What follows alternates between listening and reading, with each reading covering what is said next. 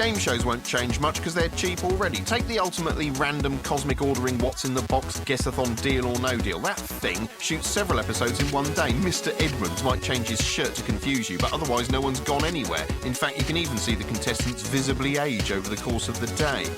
You might see fewer reality shows, partly because they're on the wane and also because they're not quite as cheap as you think. By their very nature, reality shows generate hours and hours of material, and that means hours and hours spent picking through footage of nobodies picking their bums in an edit suite. It's scripted shows that will be hardest hit, especially in an age when audiences have come to expect flashy effects-laden fare, such as family-friendly Merlin or car-bomb-friendly Spooks. Just to get even a basic scene shot, you're going to have to pay makeup artists, costume people, lighting and sound departments, set designers, people overseeing props and set dressings, location managers, a director, an assistant director, that's the person who actually shouts action most of the time, a director of photography, a cameraman, camera loaders, a focus puller, a gaffer, a best boy, and some sparks, that lot, basically, the electricians, a producer, a continuity brain, a catering truck, and some runners, and, of course, the actual bloody cast. Add that lot up across the course of an 8-week shoot, and before you know it, you're gazing in horror at a massive bloody bill. So what can you do to get costs down? Well, the easiest place to start is by changing the script. Doctor Who manages a cunning trade-off between expensive spectacle and comparative thrift. Russell T Davies trades off an episode filled with CGI swarms of Daleks by writing a relatively subdued and therefore cheaper episode for inclusion elsewhere. I recently wrote a script of my own, a load of zombie nonsense for another channel, and in doing so I learnt firsthand how budget constraints can force you to get a little creative. For instance, our zombies had milky white irises, which meant the actors had to be fitted with contact lenses. You're not allowed to use the cheap 25 quid ones for some boring medical reason about people being left blind, which meant we couldn't afford to kit out every single one with the special expensive eyes. The solution? Cast a selection of zombies, then reuse them again and again, wearing wigs or hats to make them look different. Sometimes unforeseen budgetary circumstances mean you have to rewrite scenes. For instance, in the original script, this car was supposed to have a dramatic crash, but as the shoot approached, it became clear there wasn't enough money left to make that happen. So instead of crashing, it did this. I don't know where we are right now, do I? Oh. Fuck! Fuck! Clearly a massive improvement. Lift the bonnet. Pop it. The availability of your cast is another major and expensive headache. For example, we only had one day to shoot scenes with Davina McCall as a zombie, so on another day, some takes were done with a dummy at the window taking her place. Anyway, it turns out we needn't have spent any money at all because, in fact, all you need for proper spine-chilling horror is a fireplace, a book, and this man. Good evening. I'm Paul Ross. Are your windows bolted? Are your doors locked?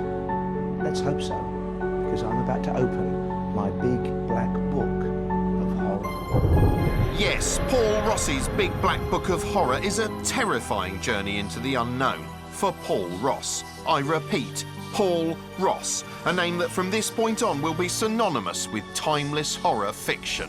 Little Chapel Wedding by Kathleen Croft. I had got quite friendly with my new neighbour Janice and had helped her unpack the smaller boxes of belongings after she'd moved in. TV doesn't come much cheaper than this. There's only 2 camera angles and the occasional cutaway shot just to liven things up. I was sitting on the verge of the A426. But largely it's just Paul Ross reading from a book in the style of, well, in the style of Paul Ross. I'm desperate to know more, but I don't want to pressure her. If you don't want to talk about it, just tell me to shut up. No, it's all right. I don't mind you asking. I didn't want to bore you with it. You must think I've lost the plot. Don't be stupid. Why would I think that? I say reading. Actually, he only glances at the book a couple of times every half hour. Luckily, none of that manages to detract from the panorama of raw, blood-curdling horror he manages to conjure up. Oh, my God, I whispered. The place is haunted. I watched her glide to the door and disappear through it, just like they do in films. The level of detail is stunning. You know that because of Darren's night shift starting this week, I stopped over and brought the kids back myself to save Darren the journey up and down on Sunday evening? Yes, you stayed in that little bed and breakfast on the Mumbles, the one Harry and I and the kids went to last year. Well, on the Saturday morning, I walked round the village, but there was nothing much open. The seaside doesn't have a lot going for it in late October. There's even more detail when it comes to describing the clothes. And the ladies were all wearing little hats tilted forwards over one eye, and their dresses were knee-length in a sort of flowery silk crepe de chine. And oh, you should have seen their shoes. But I can't see them. Paint a picture with words, Paul. Cuban heels, very heavy and sensible. They all wore white gloves and carried little pouch handbags. What about the bridesmaids? Just one bridesmaid, wearing a very shabby puff-sleeve dress in turquoise taffeta. The skirt had a narrow band of ruche inset just above the frilled hemline. I think this story was written by Gok Wan. The stories seem to have a lot of common themes. For instance, most of the time, Ross is playing a woman, which I warn you, can be powerfully erotic. To a girl raised in a neat little pre-war semi, 1589 East Willow Street, Cedar Bend, Iowa, was a dream come true. Oh, Mac, I sighed as we stepped over the threshold. Yeah? You're crazy about it, aren't you? I nodded and hurled myself into his arms. Then what? We'd better make an offer then, he said, and kissed me slowly and thoroughly. Oh, don't stop talking, Paul. And of course, like all good horror stories, they build to a truly terrifying climax. This experience has made me realise how much I still love Darren and that I should never have left him. So I rang him last night to see if he feels the same, and he does. The long and short of all this is, I'm going back to Wales, to Darren.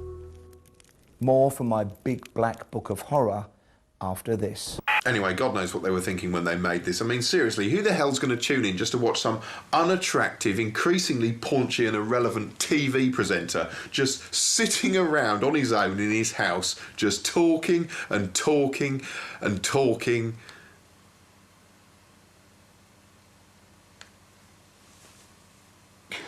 And now, here's Liza Tarbuck talking about something wet and furry and close to her heart. When I was younger, I was slightly obsessed with Tales of the Riverbank, which is also known as Hammy Hamster.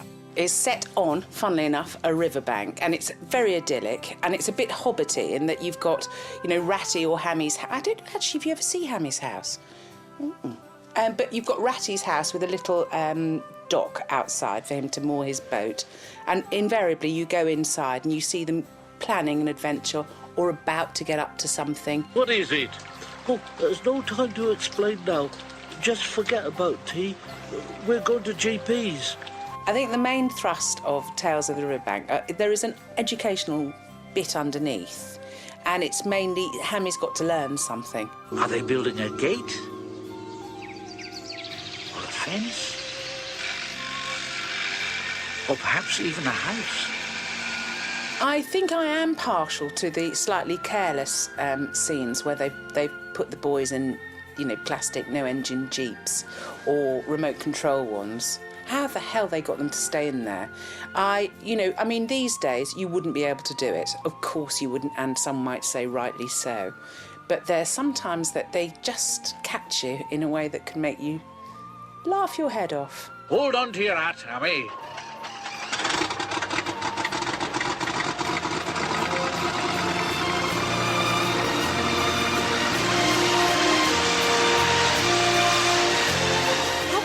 Things like that onto those animals.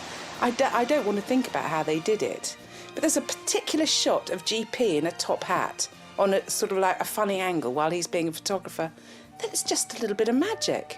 I think Hammy is my favourite character because he's a shy, retiring boy and a lot of questions to ask. Why don't we have a picnic? It was a dream of mine to maybe take him to Windsor Castle and let him loose in Queen Mary's doll's house. I hope I was a child when I watched this and I wasn't actually 17 or something. A bit obsessed and weird. Oh no, that's all we've got time for this week on Screenwipe. And now, because we could do with some free publicity, here's a special offensive version of our end credits in case any of you feel like complaining to Ofcom. Please do. Good night.